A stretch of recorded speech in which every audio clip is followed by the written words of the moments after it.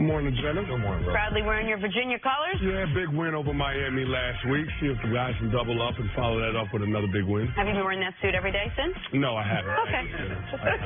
I wouldn't do that. Saving it for us. No good reason to do that. Well, to keep them winning. No good reason to do that.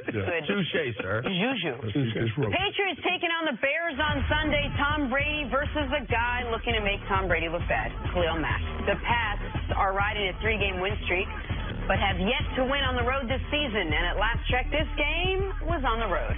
One thing to note, Mack has missed the last 2 practices with an ankle injury, but is expected to play in this one.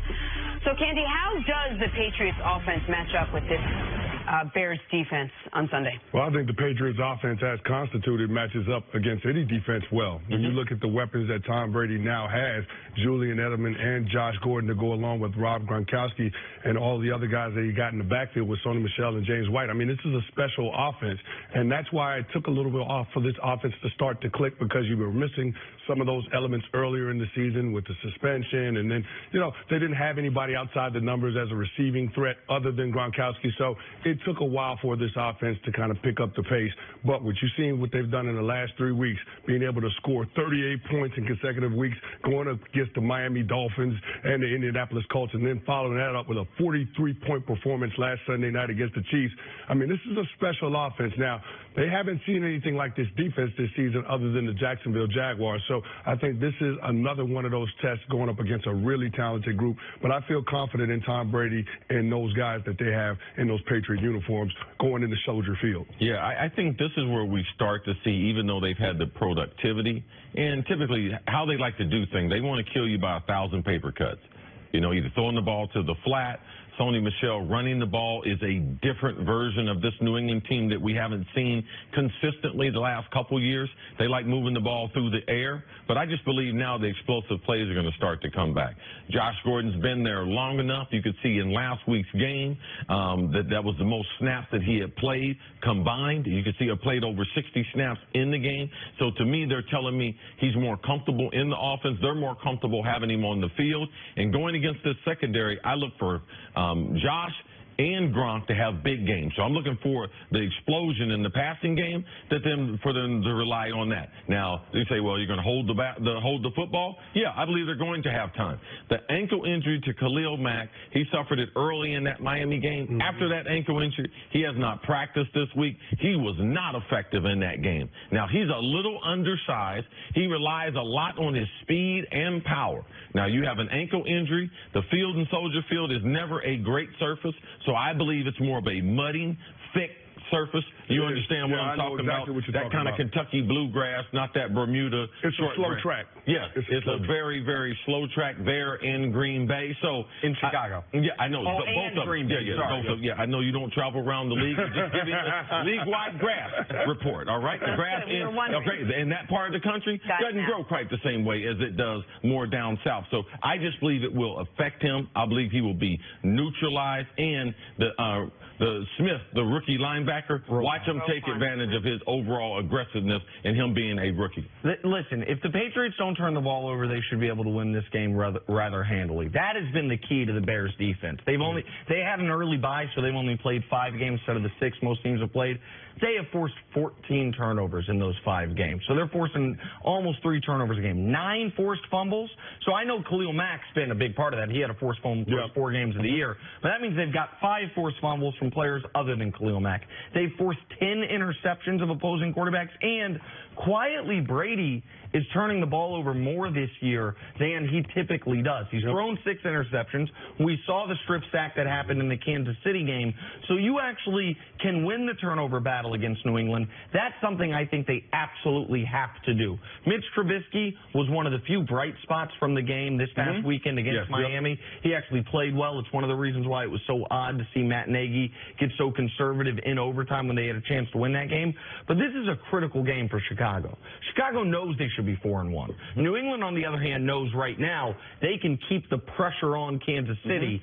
And so for both of these teams coming into this game, recognizing what a loss does to their long-term hopes as far as getting a bye or winning their division. But this is definitely a statement game for the Chicago Bears. This is a good opponent that if they can beat an opponent like this, they could say something. But how much of that is going to fall on Matt Nagy to get a little more more aggressive, a little more creative than he has been, which have turned into losses the last couple of weeks for them? Well, there's going to be some pressure on Matt Nagy to be creative because you know that Bill Belichick is going to take away some of the things that Mitch Trubisky is most comfortable with. He's going to force him to make the throws that are a little tougher. And so I look for that chess match to play out on the offensive side of the ball when the Bears have got the ball. But I'm looking at Vic Fangio and that defense and how much he can neutralize that passing attack of the New England Patriots. Now, we've seen the balance that they have being able to run the ball and throw the ball, but this team is a pass-oriented offense right now, as we've seen through the first 6 games of the season. So I'm looking to see if they can find a way to pressure Tom Brady without Khalil Mack being 100%. Because you mentioned it, CeCe, he had that ankle injury in the first half of the Miami Dolphins game. But since that point, the Miami Dolphins hung 24 on that Chicago Bears defense. And had it not been for a strip fumble by Akeem Hicks at the goal line, they would have lost that game in regulation. So, I mean, I'm looking at this and saying that Bears defense has got to find a way to keep this game close because there's no way that Mitch Trubisky can get into a shootout like Pat Mahomes did with Tom Brady a week ago. Well, I'm putting the responsibility on the head coach. I'm not going to blame Fangio on the defense. I'm not going to blame him. I'm blaming on Matt Nagy and that head coach. And the reason why, he's got a good quarterback who has a big-time arm. Now, is he going to develop into a quarterback, though? We know he's got a big arm, and he's a thrower, just like Josh Allen. But at some point, is he going to be an NFL quarterback? That responsibility is on Nagy. And also, Nagy had the blueprint. And that was what Andy Reid, his mentor, did last week. Now, is he going to trust his quarterback the way Andy Reid trusted his quarterback? Because Nagy runs the same system of what they're running in Kansas City. All right, I'm glad you brought up Andy Reid, and then I want to ask you a question. In the last 5 years, 4 times a team has scored 40 points on the Patriots. 3 times, Andy Reid coached Chiefs. 1 time, Doug Peterson coached Eagles in the Super Bowl. Who's Doug Peterson part of whose coaching tree? Andy Reid. So Matt Nagy part of that tree. But you mentioned something that we've talked about a lot off the air that I want you to kind of elaborate on for the audience.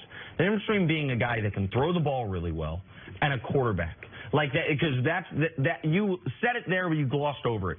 Explain what you're talking about there, because we know there are guys that can throw the ball really well that never turned into quarterbacks. We don't know which direction Trubisky's going to go.